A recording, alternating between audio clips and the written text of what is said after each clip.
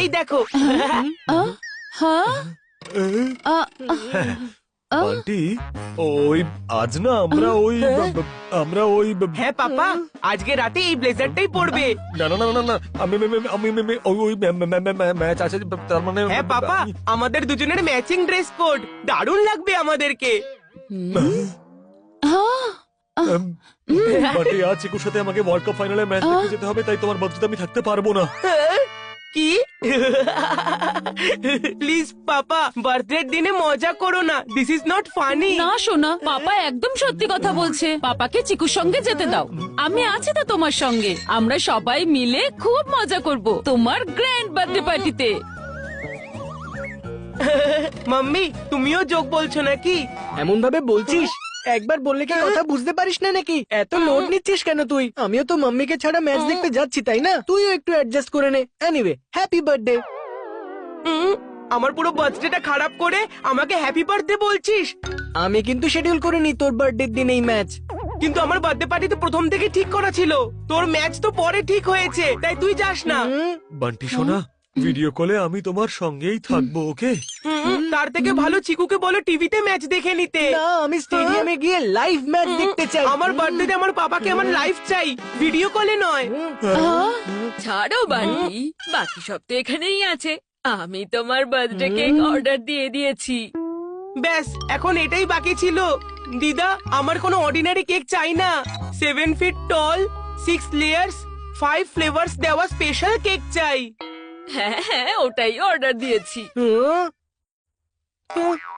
ও পাপা, বান্টি এত ফুটেজ খেয়ে নিয়েছে, এদিকে ম্যাচের একটা অনলাইন টিকিটস বাকি নেই। পারফেক্ট, তাহলে তোমাদের প্ল্যান ক্যান্সেল আর birthday plan on. Offline tickets এখনো পাওয়া যাচ্ছে, 11টা অবধিই পাওয়া যাবে মল রোডে। তাড়াতাড়ি চলো পাপা। মল রোড থেকে কেকটাও নিয়ে নিও, নইলে আবার এক্সট্রা ডেলিভারি চার্জ দিতে হবে। এখন আমি আসি, বিকেল বেলা দাদুর সঙ্গে আবার আমি আসবো। আগে বান্টির কেক পিক আপ করবো, তারপর টিকিট আনতে যাবো। হ্যাঁ, নো পাপা, বান্টির বার্থডে কেক আর কোথাও যাবে না, কিন্তু আমার ম্যাচের টিকিট শেষ হয়ে যাবে। যাও পাপা, তুমি তো এমনিতেও চিকুরই কথা শুনবে, ওর জন্যই টিকিট নাও। আমার কেকের জন্য তোমাকে কোনো টেনশন নিতে হবে না।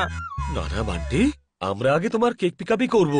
কিন্তু পাপা, চিকু, তোমাকে তো ম্যাচ দেখতে নিয়ে যাচ্ছি, তাহলে ওর কেকটাও পিক আপ করে নি। It's full and final.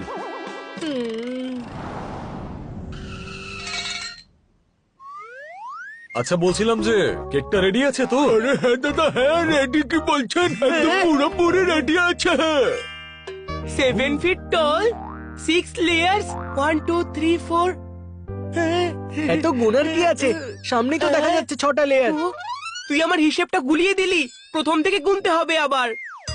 1 2 3 আরে, এর কাউন্টিং এর চক্করে আমার টিকিট কাউন্টার ক্লোজ হয়ে যাবে। পাপা বলো না ওকে। আরে রিল্যাক্স চিকু, বান্টি একবার নিজের থেকে ভালো করে সবকিছু দেখে নি। বান্টি, সব ঠিক আছে তো?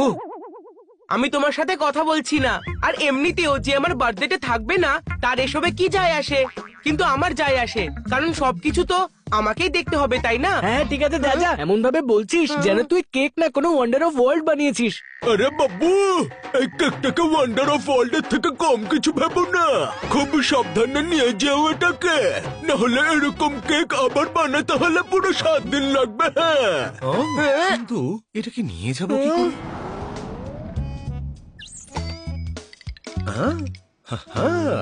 পাপা, 11টা বাজতে আর বেশি সময় বাকি নেই। ম্যাচের টিকিট না শেষ হয়ে যায় আর আমার স্টোরিতে নতুন কোনো ভিলেন না চলে আসে। ঠিক আছে বাবা, ঠিক আছে, যাচ্ছি।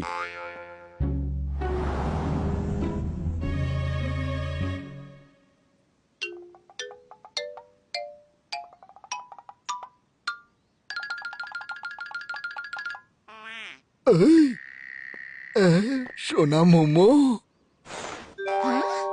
10 মিনিটের মধ্যে শপের ইনোগ্রেশন হবে। সবাই চলে এসেছে, কিন্তু তোমার বাবা এখনো এলো না। এমনটা হবে না তো যে আমায় রিবন কাটার জন্য অন্য কাউকে ডাকতে হবে? আমার বাবা জেসে মানুষ নয়, ওনার নাম হলো নত্থু খেরা। উনি শপের ইনগুরেশন করবেন কথা দিয়েছেন, আর উনি ওনার কথা রাখতে কখনোই ভোলেন না। এখানে আসা থেকে ওনাকে কেউ আটকাতে পারবে না।